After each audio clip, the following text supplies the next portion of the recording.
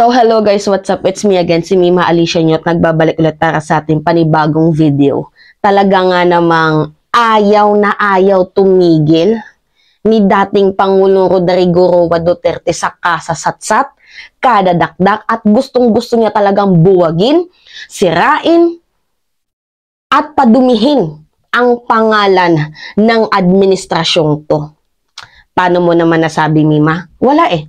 Ayaw tumigil sa kasasatsat, ayaw tumigil sa kadadakdak, at recently, sabi niya, mapipilitan raw ho siyang tumakbo bilang Vice Presidente ng bansang Pilipinas or Senator kapag ho i-impeach si Vice President Sara Duterte.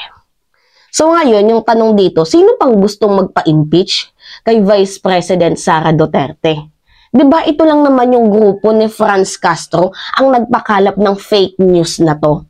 Na may bumubuo daw na grupo, mga naglilibot sa Kongreso na gusto daw hong ipa-impeach si Vice President Sara Duterte. Eh bakit yung tinitirada mo si Pangulong PBBM at itong si House Speaker Martin Romualdez? Diba dapat natuldo ka na tong issue na to? Kasi nagsalita ho ang presidente na hindi raw ho deserve ni Vice President Sara Duterte na ma-impeach. Eh bakit tila baga ang ingay mo pa din? Ha?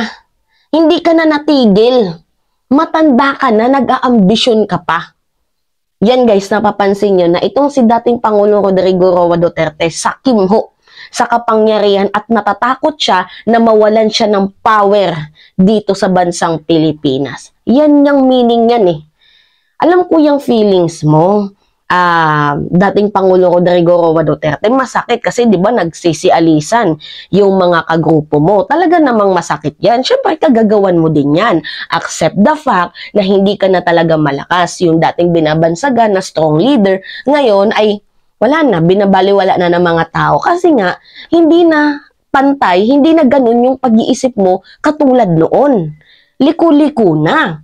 Nang dahil lang dito sa confidential funds na to. Pero anyway, baka hindi niya pa ata naririnig yung sinabi ni Pangulong PBBM about sa impeachment na sinusulong nitong mga makakaliwang grupo para kay VP Inday. Baka hindi mo alam na nagsalita na ho ang presidente. Halina't iparinig natin sa'yo. Yan. Just want to know what are your thoughts or reaction on the impeachment talks against Vice President Sara Duterte? Well, lahat naman kami merong ganyan eh. So I don't think it's particularly unusual. I don't think it's particularly worrisome. You know, there will always be an element that will want to change the results of an election. So of course, binabantayan namin ng mabuti because we don't want her to be impeached. We don't want her to. She does not deserve to be impeached. So we will make sure that this is something that we will pay very close attention to. You know, the declarations of impeachment, parang lahat naman ng presidente ini-impeach. Ngayon vice president pa. So I guess it's just a continuing evolution of that thinking. Na basta ayaw namin dyan, tanggalin natin, impeach natin. Wala naman siguro at wala naman sigurong dahilan kung hindi lang ayaw sa amin. That's not a reason to be impeached. Ayan. Narinig mo na. Na ayaw ni Pangulong PBBM na i-impeach or ma-impeach si Vice President Sara Duterte. Dahil first things first, ano yung ka-impeach sa kanya? Diba? At sinabi niya din na halos lahat naman ata ng tumakbo ay gustong ipa-impeach ng mga kaliwang grupo or ng mga opposition dahil sa hindi ho magkatugma ang kanilang mga pananaw, beliefs, opinion, or dahil hindi ho sila align sa grupong to dahil nagkamali lang or ganito ganyan. Diba?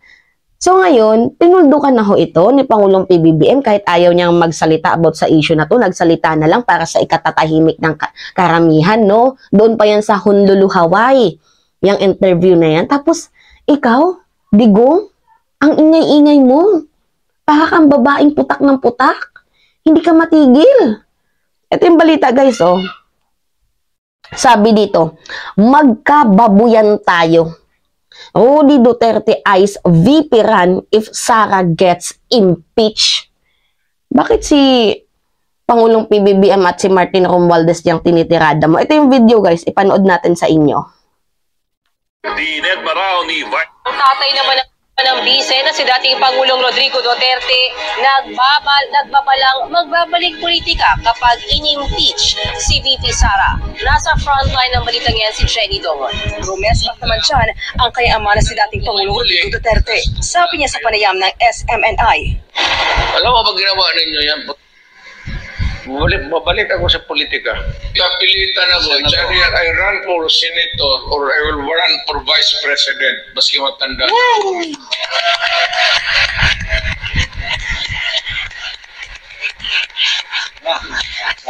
Kung si Inday ang mga presidente, okay lang. When I begin to talk, election na ba, just around the corner. Talagang magkababuyan tayo. I do not lose anything. I'm retired. As if naman may kawalan kay Pangulong PBBM if tanggalin niyo yan bilang presidente. Si Pangulong PBBM guys, sasabihin ko sa inyo, nung panahon ng eleksyon, sinabi niya sa interview, tinanong siya ni TP, bakit ka tumakbo bilang presidente?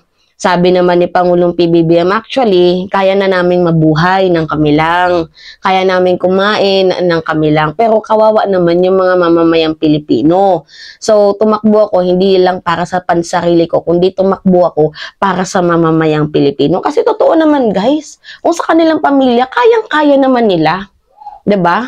Ang problema nga lang dito, syempre naaawa si Pangulong PBBM sa mamamayang Pilipino. Naaawa si Pangulong PBBM sa mga, mga pobre, mga, imagine yung mga street children, mga walang bahay, naaawa siya dyan. So particularly, and basically guys, isinialang-alang ni Pangulong PBBM ang pagtakbo niya para ho sa atin. So as if naman, kung ipatanggal niyo si Pangulong PBBM ay malaking kawalan to sa kanya. Duh. Anyway, sabi pa dito guys sa balita, former President Rodrigo Duterte already has a game plan in case his daughter Vice President Sara Duterte is ousted via impeachment. Actually guys, kahit naman maglakad ho sa Congress, itong mga kongresista to para ipa-impeach si Vice President Sara Duterte, hindi pa rin mangyayari yan. Kasi marami pa din namang mga DDS ang nandyan sa Congress. Kahit papirmahan mo pa sila ng papirmahan dyan, hindi yan sasang-ayon ang iba para sa impeachment para dito kay VP Inday. Lalo na kung wala ho ang dedikasyon ni Pangulong PBBM para dito. Diba si Pangulong PBBM na mismo ang nagsabi na ayaw niyang ma-impeach si Vice President Sara Duterte. So, despite his old age, Duterte won't hesitate to make a political comeback by running either Vice President or Senator in the next election. So, if ever daw hong ma-impeach si Vice President Sara Duterte, ay tatakbo daw ho bilang Vice Presidente or Senator si dating Pangulong Rodrigo Roa Duterte. For what? Para mag-revenge? Para gumante? 'Di ba? For what? Or else, pinuputak mo lang yung impeachment plan kasi gusto mo talagang tumakbo. Yun, bilang senador. Kahit alam mo naman sa sarili mo, naging presidente ka. Diba? Diba gusto nyo din ipa-impeach si Vice President Leni Robredo noon? Hindi nyo ginawa. Kasi nga, syempre, sabi mo, hindi naman siya threat ng gobyerno. Pero yung mga kagrupo mo, nilalakad ho ang impeachment dito kay former Vice President Leni Robredo. Alam mo yan, naging presidente ka eh. So, bakit ka pa ulit-ulit? Diba? So, guys, ang napapansin ko dito, it is a tactics ng mga Duterte for political survival na sirain nila ang reputation ng administration ngayon for, diba, for the survival of the Duterte's name. Kasi if masira nila, if ever na tumakbo bilang presidente si Sara Duterte, makakagain na ho sila ng maraming boto kasi ho, nilampaso na nila, siniraan na nila itong administrasyon. So, parang ang nangyayari dito, naggagantihan na sila. Diba? Takot na pangyayari na ang dating magkakampi ngayon ay magkalaban na. At itong mga tinuturing nating kalaban, sila na ho yung nagiging kakampi natin ngayon. So, anyway, Yun lamang ho guys. Kasi sabi na Duterte, mapipilitan daw siyang tumakbo bilang presidente or bilang vice-presidente or senator. Sabi ko, because of this? Mapipilitan kang tumakbo? Wala namang gustong magpa-impeach sa anak mo. Gawa-gawa lamang yan ni Franz Castro. Bakit ka nagpapaniwala doon? Tapos, ang buntong hininga mo, ang sinisisi mo, si President BBM at itong si House Speaker Martin Romualdez. Kako, hindi ka lang napagbigyan sa usaping confidential funds. Yun. Diba? Ba't ba hirap na hirap kayong tanggapin na hindi nabigyan ng confidential funds itong anak nyo? Kasi first things first, tinanong kung para saan gagamitin. Ano yung sabi? Tahimik lang. Tapos ang kumukontra daw sa confidential funds ay kalaban ng bayan at ayaw ng kapayapaan. Where in the first place, that is a public money. That is a public funds. So we are the people, meron kaming karapatan na magtanong kung para saan gagamitin ang pondo kasi hindi niya naman pera yan. So, nung hindi naman nasagot ni VP Inday, agad nagpupuputak, ang daming sinasabi, nagsumbong pa sa ama niya. At dito na nagsimula ang kaletse-letseng kwento ng mga Duterte. So, imagine that. Diba? Because of money. Diba? Sabi nga ng iba, money is the root of evil. So, ngayon, pinapatunayan mo, Digong, ang totoo mong kulay ng hindi lang napagbigyan ng anak mo sa usaping confidential funds. Ay, nako. Anyway, nakakalungkot to guys na pangyayari na tila baga kinakalaban niya ng administrasyon ngayon at hangad niya ang pagbagsak ng administrasyon ngayon ni Pangulong PBBM. Anyway, mas maganda pang kausap ngayon yung mga dilawan sa totoo lang. Kasi si Trillanes nga, sabi ni Trillanes, much better na matapos ho ni Pangulong PBBM ang kanyang termino ng matiwasay. Kasi nightmare raw ho nung naglilingkod pa si dating Pangulong Rodrigo Roa Duterte. Diba? Anyway, yun lamang ho guys. At it's me again, si Mima Alicia, at nagbabalik ulit para sa ating panibagong video.